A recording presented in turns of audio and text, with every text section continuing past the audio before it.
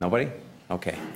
I'm going to speak, and I did grant some indulgence, and I'll try to be within the 3 minutes, but I think it's important after all the time we've spent. First of all, I should tell you that I was working this morning. I have a motion to move as well, which we'll put up, that I'll ask you to support when the time comes to call the question on all these different things. And it is that Council confirm it remains open to the consideration of future Expo bids, including Expo 2030, on their merits and with input from city staff. I'll be extending a letter to the Expo Committee, which hopefully as well extends on the words that I said of gratitude for all of their efforts to date, and it was something that I was working on this morning because I sort of knew what conclusion I'd come to based on I wanted to wait to hear the deputations and so on, but I don't think, notwithstanding how impressed I've been with the quality of the representations, it has changed the fundamental decision that I have to make as one member of the committee, but I'm also the mayor, and so people I think have repeatedly sort of said that what I do carries more importance in terms of the role I could take going forward with this or not. I will say to you that I was under some pressure to have this matter dealt with here, simply by deferring it or referring it or whatever one does off somewhere where it then would be the end of it and it wouldn't go to the City Council. And I've chosen not to support that course of action because I wanted to make sure we had this full opportunity here and that it would go forward to the City Council, so the full City Council will consider these matters that you have in front of you, depending on what gets voted to go forward or not. In the letter that I put together, it was a great way for me to collect my thoughts, and I'll just try to summarize it here. And the first page and a half are really just expressing the excitement that I have felt, as I'm sure many in this room on the committee have, at the people that were passionate about this and that really talked all about the aspirations for the city, which we all share, regardless of whether we have an Expo or not, or vote for an Expo or not, now or later. We all do that.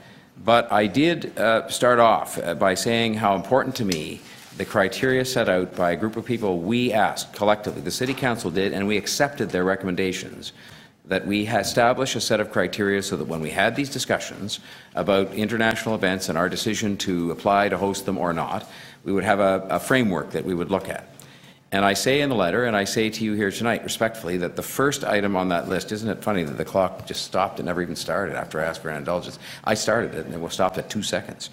The first item on that list, which is in the end the most important one, is that we have confirmed at the time we're going to go forward with something like this the support of the other governments. And the support doesn't just mean their partnership, but it also means their money. And we've seen this with all of these different things. And I know people here will say, well, there's been no formal ask and no big resolution of City Council. I think people who are being honest about this also know that's not the way the world works, that you have 100 discussions before you pass the resolution of City Council and before you do it maybe the old-fashioned way that I will tell you, ladies and gentlemen, I won't do, which is to jam the other governments by putting them in a corner and throwing the hot potato back and forth. And I will just tell you, and the letter alludes to this, that I've had many discussions where nobody's ever said no because everybody's careful not to want to take the responsibility for what's going on here. Well, I will take it today, at least insofar as a vote here that I'm going to cast on this, to say that I will support the staff recommendation. And part of the reason for that is because I have not been able to get people to tell me elsewhere that they're going to line up foursquare. Because it isn't just a matter of them saying, maybe I'll think about it, or maybe we can have a meeting. It's a matter of them saying, no, we really think this is a fantastic idea and we want to go forward with this and we're going to write a check.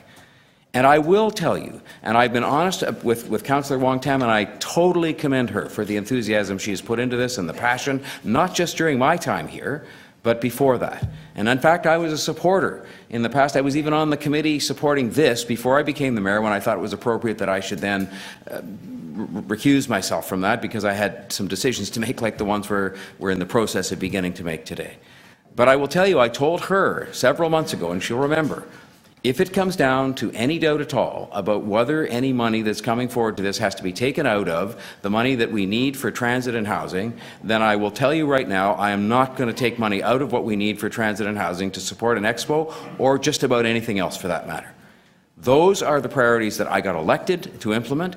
Those are crucial priorities for city building. You want to talk about what's going to make this city great and one we can be proud of and one that offers people opportunity, better equality of opportunity, and that lifts up some people who are in poverty and so on. It's going to be the money we need for transit and housing. And I'll be honest with you again, I have not been overwhelmed, as much as I deeply appreciate on behalf of all the people of Toronto, The money that has been forthcoming so far, I will tell you, as is often the case with first-term governments, that they have all the different things they committed to doing. The economy is what it is, and they are not sort of saying we've just been awash with several billion extra dollars to throw around. If anything, some of the indications are to the contrary. That's why I held a housing summit with Councillor Bailão. That's why I've been having meetings in Ottawa with the big city mayors to keep the pressure on to get the money we need for housing. Just to keep what we thought we might get, not a bunch extra money for a World's Fair. And so when I sort of say to you that we haven't had an indication that that money is forthcoming, we haven't. Have we made a formal ask in writing or as a result of some resolution? No, we haven't. And I don't frankly think we should, because I think there's been enough indications to tell me that we could do that. And that's the old way. It's the old way where you sort of, I'm not saying anybody wants to play games, but where you play games with the other governments and you sort of, as I say, throw the hot potato back and forth. The second thing is I am presiding over a process, and I can't tell you how much time I'm spending right now on this business of trying to secure the transit and housing money as the mayor of the city, which I think is my first job to do. And I haven't even got to the province yet with respect to the flood protection, for goodness sake. I mean, they have financial problems too. And somebody earlier on today was honest enough to talk about the financial problems. And they said the other government, it was Sandra Pupatello. She said, we'll put them back on their heels if we make this request for money from them. Well, I'm not about trying to put them on their heels. I'm trying to be their partner in saying, let's do things we can agree upon together that we'll fund. And so the next thing is we've got our own budget we're dealing with here. And I can't tell you how much time Councillor Crawford and others and me have spent for months on this, and we've been honest about it again and said there was a huge shortfall we started with. We've managed to work it down over time thanks to the cooperation of our public servants and others. But then there's huge criticism about the fact we're asking people to find savings and whatnot in order to try and just balance this budget. And we're still not there. And yet here we are talking about ways to spend money on something else that isn't in the plan anywhere. And it's not in the capital plan, which also doesn't include $29 billion of projects previously approved by earlier city councils and not funded. And I have made it very clear, I am not going to be the leader of the city that's going to continue on that course either, where you announce things and you just hope for the best and maybe you don't even worry about whether you fund them or not. I'm not going to do it. I won't do it. I'm too old to get involved in that game, and I want to get some things actually done around here. So my letter just says all of that, and it says, yes, we have to be ambitious about the city and for the city and on its behalf. I don't worry about those who sort of say somehow we have to establish our reputation. You know, Councillor Thompson put it one way by reading off lists of things we finish at the top of. The world is looking at us in an admiring way. And the challenge is, for 25 years from now, to make sure this is still the most livable city in the world. And with the greatest of respect, I think the things that rank first on that list are housing and transportation and lifting people out of poverty. And I'm not saying that an Expo wouldn't make a contribution to that, but I'm saying that right now I don't seem to have any partners that have given me the quietest of indications anywhere that they think that is how we should be spending our money, or they even have the money to spend on that. And so I've been just totally honest here in giving you my reasoning as to why I will both vote to accept the staff recommendation and move the motion that I did move and ask you to support it, that says we're not closed, but it's the same as I was with respect to the Olympic bid, where I alone had to decide whether to sign this letter or not.